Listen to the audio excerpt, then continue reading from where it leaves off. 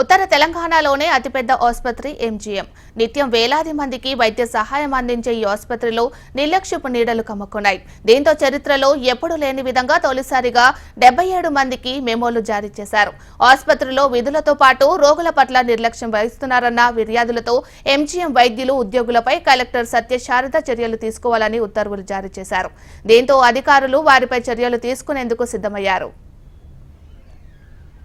శనివారం వరంగల్ పశ్చిమ MLA Nayani Rajender Reddy, MLC Basavaraju Sarayya ఎంజీఎంను ఆకస్మిక తనిఖీలు చేశారు. ఆ సమయంలో వైద్యులు విధులకు హాజరు కాకపోవడం, శానిటేషన్ వ్యవస్థ అధ్వానంగా ఉండటంతో ఆగ్రహం వ్యక్తం చేశారు. అక్కడి నుండే కలెక్టర్కు ఫోన్ చేసి చర్యలు తీసుకోవాలన్నారు. స్పందించిన collector MGM superintendent doctor Kishore Kumar కు ఆదేశాలిచ్చారు. విధులకు హాజరు కాని వైద్యులు, ఉద్యోగులకు మెమోలు జారీ చేశారు. ఈ ఘటన ఎంజీఎం చరిత్రలో ఒక రికార్డును నెలకొల్పింది.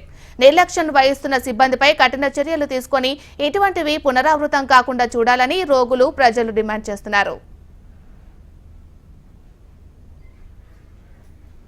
ఇక ఇదే అంశంపై మరింత సమాచారం మా ప్రతినిధి అనిల్ అందిస్తారు.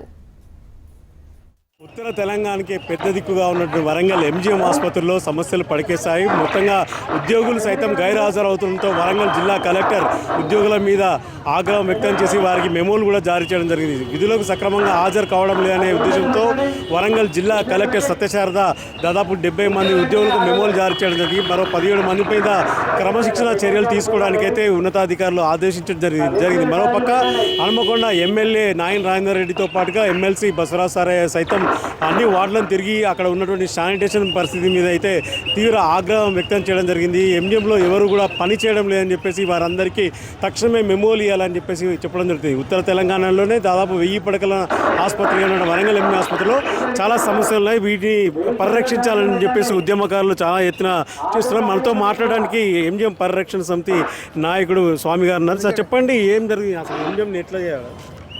ఎంజీఎం హాస్పిటల్ గత 60 సంవత్సరాల నుంచి అధ్వాన పరిస్థితిలో ఉన్నది. దీనికి ఏ చేయాలన్నా ముఖ్యమంత్రులు మారినరు, పార్టీలు మారినాయి, తెలంగాణ వచ్చింది, తెలంగాణ కోసం చేసినాము. దీనికి స్పెషల్ ఆఫీసర్గా ఏఎస్ ఆఫీసర్ను అడ్మినిస్ట్రేషన్కి వేస్తే వేసి ఐఏఎస్ అయినా ఐపీఎస్ అయినా ముగ్గురు కమిటీ వేసి దీన్ని అనాలిసిస్ చేస్తే వస్తుంది, లేకుంటే రాదు. ఫండ్ లేదు, అంత దొంగలు ఎందుకు అవుతారు? వాళ్ళంతా ఉద్యోగస్తులంతా దొంగలు ఎందుకు అవుతారంటే మనమే చేస్తాను, అధికారులమే చేస్తాను. వాళ్ళకి అన్నీ అనుకూలంగా ఉంటుంది. ఏ డాక్టర్లు ఎవరు సమయపాలన పాటించలేదు.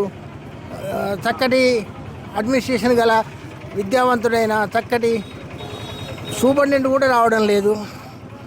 దీనికి ఐఏఎస్ ఆఫీసర్ని అడ్మినిస్ట్రేషన్ ఆఫీసర్గా వేస్తే దానికి వస్తుందని మేము గత 20 ఏళ్ళ నుంచి మేము కొట్లాడుతున్నాం.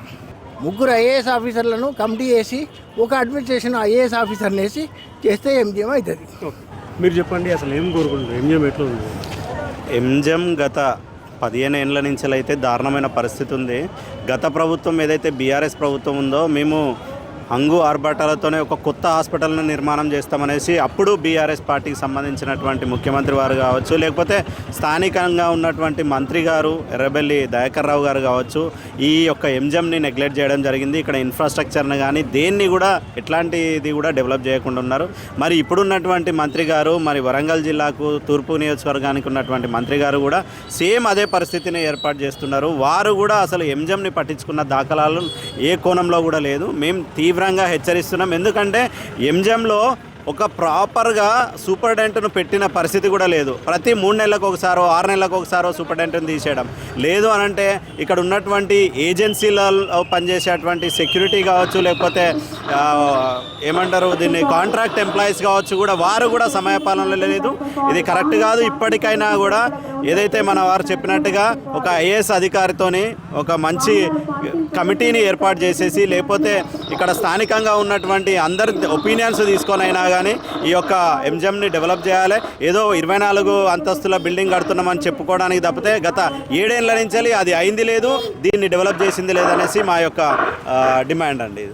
మీరు చెప్పండి, పేషెంట్లకు ఎలాంటి సౌకర్యాలు అందుతున్నాయి, అసలు అందుతున్నాయా లేవా, ఎందుకు తరచూ వివాదం వస్తుంది? సుమారు ఎంజీఎం అంటేనే సుమారు ఒక 10 జిల్లాలకు పనిచేస్తుందండి. చుట్టుపక్కల 10 జిల్లా ప్రజలందరూ ఇక్కడికి డైలీ వస్తారు. ఒక వందలాది మంది వస్తారు ఇక్కడికి. వందలాది మంది వచ్చినా కూడా ఈరోజు వాళ్ళకి కనీసం మందులు ఇచ్చే పరిస్థితి లేదు. మందులు ఒక 10 మందులు లేకపోతే 4 మందులు ఇస్తారు. మిగతా బయట కొనుక్కొని డైరెక్ట్ సిబ్బంది చెప్తాను. ఎందుకంటే మందులు ఇచ్చే పరిస్థితి లేదు.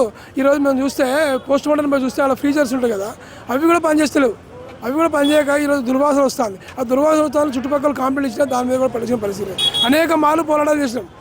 అనేక వివిధ అన్ని పార్టీలు కూడా, వరంగల్లో ఉన్న అన్ని పార్టీలు కూడా ఎంజే మీద ఎప్పుడు మాట్లాడినా కూడా ఇప్పటికీ లేదు.